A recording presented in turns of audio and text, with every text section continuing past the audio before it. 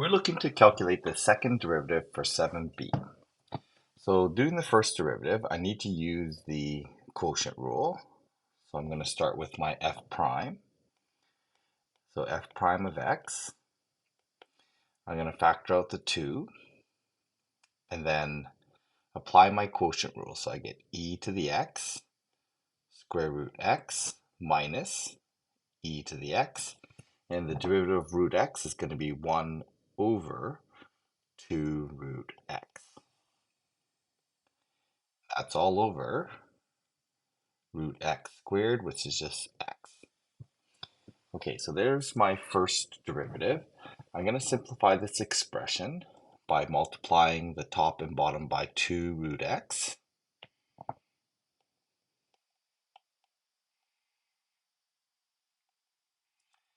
And what that's going to do is going to cancel this factor here.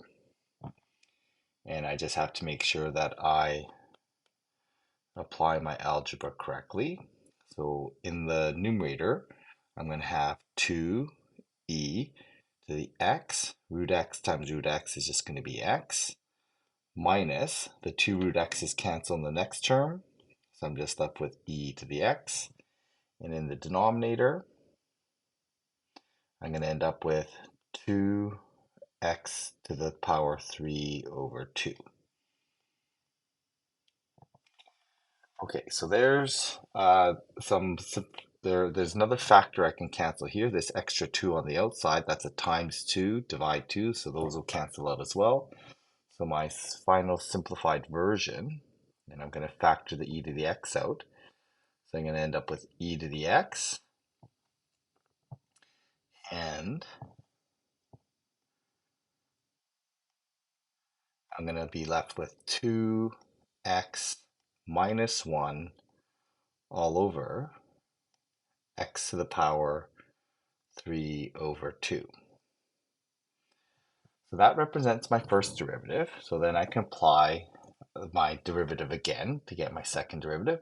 In this case, I have product and quotient rule going on. So applying my second derivative, I'm going to start with my product rule. So I'm going to do e to the x and then times the second factor.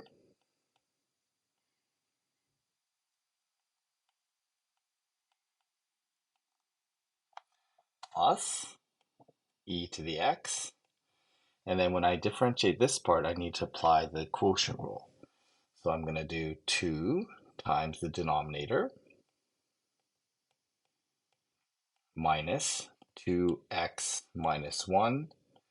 Differentiating the denominator using power rule. So I'm going to bring down the power and reduce the power by 1. And then I'm going to square the denominator here. So when I square the denominator, I'm going to be left with x cubed. Okay, so there's a couple ways I can approach this. Well, first of all, I'm going to simplify this. So let's simplify some common factors here. So I'm going to keep the whole number denominator. Okay, and then I'm going to get rid of that extra divide by 2 in the numerator. And I'm going to keep the fractional exponents. So when I do this, I'm going to factor my e to the x out. I'm going to multiply, I'm going to get a common denominator at this point. So I'm going to have a common denominator of 2x cubed, it looks like. So I'm going to multiply this by 2x to the power 3 over 2, 2x to the power 3 over 2 on top and bottom. And in doing so, in the denominator here, I'm going to have my common denominator of 2x cubed.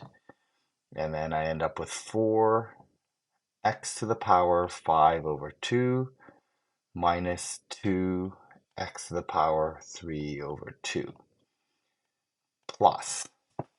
Okay, this part here where these two factors are going to cancel, okay, but I still need to distribute this 2 out to these two terms. Okay, so when I distribute that 2 out, I'm going to end up with 4x to the power 3 over 2 minus, I'm going to multiply the x to the power 1/2 times 3 times 2, so it's going to be, my coefficient is 6. X times x to the power 1/2 gives me 3 over 2. I have like terms here. The double negative makes that plus 3x to the power 1/2.